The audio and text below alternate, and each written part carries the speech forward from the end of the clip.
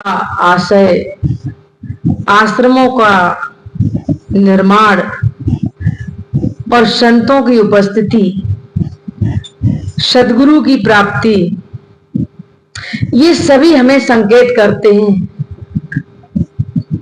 मुझे दुनिया की किसी चीज का ज्ञान हो न हो, लेकिन सबसे पहले यदि मुझे जीवन जीने के ढंग का पता चल गया तो ये जीवन सुखी हो जाएगा। सारी जानकारी इस जीवन से ही आप करते हो। आप स्वस्थ हो, सही हो, दिमाग सही काम कर रहा है और उन तरीकों को विधिवत सीख लिया। कहते नहीं कि किसी को पूछा कि क्या तुम व्यस्त रहते हो, तो उसने कहा कि व्यस्त नहीं, अस्त व्यस्त है। व्यस्त रहना तो अच्छी बात है। व्यस्त का मतलब होता है समय से उठना, अपना नित्य क्रिया करो, सत्संग का समय हो सत्संग में समय से पहुंचो, खाने का समय है भोजन करो, कहीं जाने का समय है तो समय से पहुंचो। ये तो व्यस्त रहना अच्छी बात है, लेकिन अस्त व्यस्त, इस काम के समय आप दूसरे काम को कर रहे हो, दूसरे काम के समय तीसरा काम कर रहे हो, एक काम में दूसरे का घुसना, इसको अस्त व्यस्त कह रहे कहा जाता है।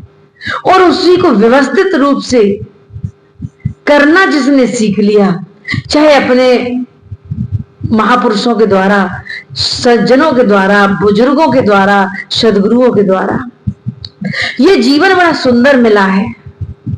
एक शायर ने भी कहा है कि अपने महबूब से मोहब्बत क्या हुई, सारा दुनिया मेरी प्रेमिका हो गई।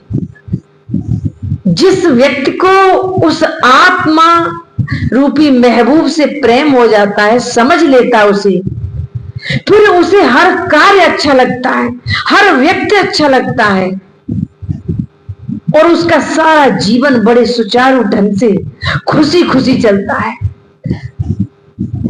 वो भोजन कर रहा है तभी गाता है, भूखा बैठा हो तब भी गाता है। उसके अंदर से वो उस ऊर्जा की आवाज निकलती है जिसके पास वो 24 घंटे रहता है। लेकिन ये सब मिले कैसे? मिलता तभी है कि जब मुझे सदगुरु की प्राप्ति हो जाए। लेकिन सदगुरु मिल भी जाते हैं तो कहा गया है कि तुमने वो हीरा लिया कि कांच पिरच बदले में देही, कर से डारे परस मड़े। कांच कृष तो आप फेंक देते हो और पारस मणि को फेंक देते हो, कांच की कृष उठा लेते हो। तो वो हाथ से आप फेंक रहे हो। गुरु मिलने के बाद भी हम गुरु के महत्व को नहीं समझते। हम भूल जाते हैं कि गुरु ने मुझे क्या बताया है, क्या संकेत दिया। गुरु से भी हम स्वार्थवश जुड़े रहते हैं और वही स्वार्थ मेरे जीवन में, मेरे जीवन कल्याण में एक दीवार बन के खड़ा हो जाता है। स्वार्थ के इर्द गिर्द घूमता हुआ मनुष्य कभी अपने लक्ष्य को नहीं प्राप्त कर पाता है। गुरु वो हमें ज्ञान देते हैं, उसमें क्या स्वार्थ, लेकिन हम ज्ञान को छोड़ के कि कांच कृच बदले में लेही, कर से डार पारस मड़ देही, वो तुम्हें जीवन कल्याण रूपी एक गुप्त धन देते हैं। देखने में तो लगता है कि जेब तो खाली है, आश्रम पे आए तो थे, 10 रुपए जेब में पड़े थे, वो भी आरती में चढ़ा दिए, जेब तो खाली हो गई। मिला क्या? क्योंकि आपका जहां ध्यान होगा वही चीज मिलेगा। आप लेने आए हो क्या? आप आए हो कि किसी तरह मेरी जो कमजोरियां हैं, मेरी मजबूरियां हैं, जो मेरे जीवन में अधूरापन है, भौतिक साधन मिल जाए और उसका बड़ा सा गट्ठर बांध के गुरु हमारे सर पे उठा के और हमें भेज दे। लेकिन उन्होंने जो गुप्त ज्ञान दिया है कि गोधन, गजधन, बाजधन और रतन धन खान, जब आवे संतोष धन सब धन थूर, वो मुझे संतोष करना सिखाया है।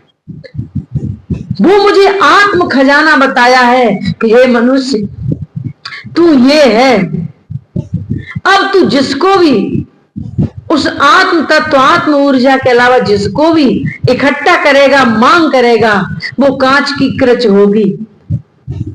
कहते नहीं, जो चीज जितनी कम उपयोगी उतनी भारी होती है। भोजन से ये पंखा उधर कर दो। भोजन से उपयोगी पानी होता है, तो भोजन की पोटली से पानी हल्का है। पानी से भी उपयोगी मेरी श्वासा होती है, हवा हल्की, वो मेरी पानी और भोजन से भी उपयोगी है। पानी बिना पिए भी आप 1 दिन काट सकते हो, 2 दिन काट सकते हो, बिना भोजन के 8 दिन काट सकते हो। क्या एक पल भी श्वासा लिए बगैर ले सकते हो? तो उतनी हल्की है। तो वही एक देखने में, गुरु का ज्ञान देखने में हल्का लगता है कि जेबों में कुछ दिया नहीं, कुछ पोटली बांधी नहीं गुरु ने, और मिला क्या मुझे सत्संग में आने से या भजन करने से या गुरु की शरण आने से। लेकिन वो गुप्त धन इतना मजबूत दे देते हैं कि जब आवे संतोष धन, सब धन धूर समा। मुझे सत्संग में बैठ के वो संतोष आना शुरू हो जाता है। वो व्यक्ति कहने लगता है कि अब कुछ नहीं, जो है सो ठीक है, अब जितना मिला जो है काम करो, बहुत ज्यादा की चाह मत करो। यार नहीं भी मिल रहा है तो वो संतोष कर लेता है, ठीक है। ऊपर से पहले यही कहता है कि मेरे भाग्य में नहीं है, और अंत में धीरे धीरे संतोष करने लगता है। वो गुरु की बूटी वैसी है। तो आपने ये जीवन पाया है, इस जीवन को बहुत आनंदित बनाने के लिए आपको सदगुरु की जरूरत है। गुरु मेरे जीवन में क्या करता है?